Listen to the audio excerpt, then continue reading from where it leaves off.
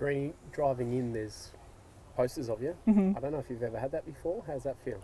Yeah, no, it's a very cool feeling. Drove in Sunday night, was dropping off a friend who's staying here at the resort and saw it, so it was pretty cool. And yeah, to be next to Jeff, who obviously does a lot for the game here in Australia, is pretty cool.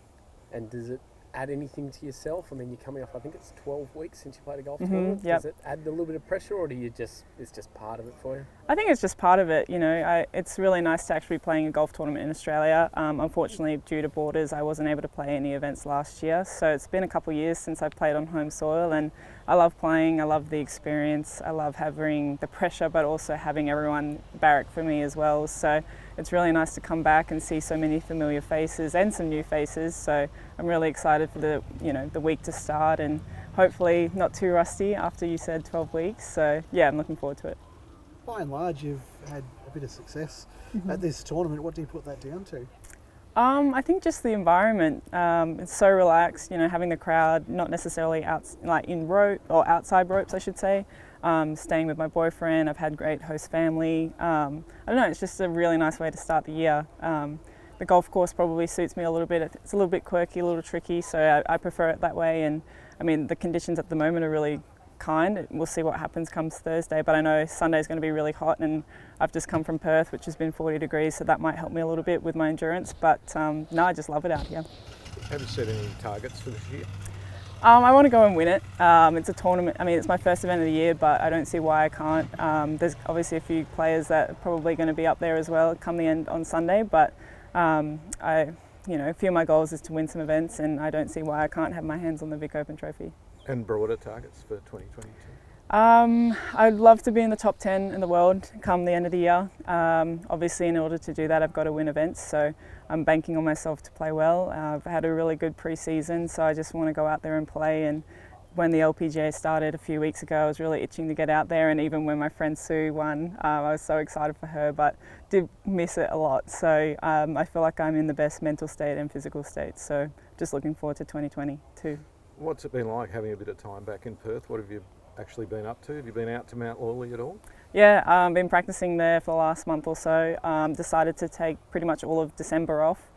Just needed a recharge. I'd been on the road for 5 months, so a long time away from being home, and every time I'm in Perth, time goes so quickly. So put the sticks away for a month and then got back into it and felt really recharged and motivated to get back into it. Been seeing my coach Richie at Royal Fremantle, and then as well practicing at my home club Mount Lawley. So it's been really good, but yeah, could be a little bit rusty, but I'm looking forward to coming and challenging myself out here. We all sort of know the reasons why this isn't an LPGA event this year, but would you like to see it return to that in the years to come as it has been previously? Yeah, definitely. Everyone loves the format. Other tours are trying to do the same thing and get men and women at the same venue. Sometimes it can be hard depending on where you are to have the facility, and we're so lucky to be at 13th Beach that has 36 holes. But I think all the girls that came down here just raved about it and told everyone how much fun it was, not only as a women's event, but the men playing alongside us as well. So hopefully it can come back. Obviously it's a bit hard with borders at the moment, but we'll see what happens next year. Yeah, and just how tricky is it to be away from the course for this long and to come into a professional event?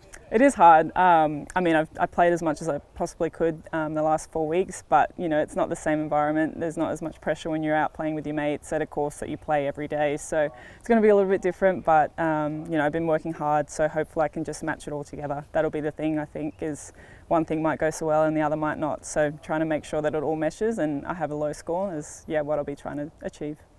A 21% increase in participation nationally announced today. Have you noticed that out on the course when you've been back at Mount Lawley? Have you noticed a lot of people on the course, and do you sense that there's a bit of a momentum for golf at the moment in the pandemic, with a lot of people, they obviously see it as a safe game to play? Yeah, absolutely. Even when golf courses closed briefly in Western Australia, trying to get a tee time as soon as they did was really difficult. I think tee sheets were filling up within 5 minutes. Even for myself, it was really hard to get a tee time, and I don't think since COVID it's been a couple of years, I don't think that's really changed. People just loving golf, and I think it's become a bit more inclusive as well. I feel like everyone's trying to play, and even Wembley Golf Course back in Western Australia, public track. There's so many people on the driving range, so it's not only just playing, but also wanting to hit balls and playing mini golf. So it's great to see. That's what we want as professional golfers, to see more people in the sport. So it's great to actually hear some stats that actually show that it is happening. You mentioned Sue winning. I imagine it's a lot of pride, but it's a bit of jealousy too. No, not really. I think maybe if I was playing the event, it would have been. But no, I'm so happy for her, and I knew that she was going to do well that week. But I wish that I was there to actually celebrate with her in person. But I'll be seeing her this afternoon, so that'll be nice. But yeah, she's been with me the 2 times that I've won on LPGA, so it would be nice for me to return the favour. So hopefully we both have great seasons this year. And the two of you are really close. Mm-hmm. You probably haven't been in contention with each other in one event. Mm-hmm. This week's probably the best chance. She's playing good, you're coming back, you've played well here, so she. Yep. How would that dynamic work, do you think, if it's coming down to Sunday and you're playing the same group and trying to beat each other? How do you think it'd go? I think we'll just be the same. Like, we actually haven't played too many tournament rounds together. I think last year was actually the first time, and that was just in round 3. But I mean, we know each other's game well enough. We're just probably going to take it as easy as possible. Like, I have a friend caddying for me, and she has her dad caddying, so it's going to be a very relaxed environment. And it might be a bit different if we're playing for perhaps a US Open trophy, but the Vic Open, it's just a different environment. But yeah, we'll both be wanting to get our name on that trophy, as we both haven't had it on there yet, so it'll be interesting. Did you have a chat to Phelps about checking his scores after what happened? I know. Unfortunately, I called him when I didn't realise he was DQ'd, so that was a little awkward. But yeah, I think he's already decided that he'll probably triple check every time now. And unfortunately, it does happen way too often. And I think when you've done it, you never really ever do it again. So yeah, even I'll be checking my own card. Thanks, Hannah. Awesome.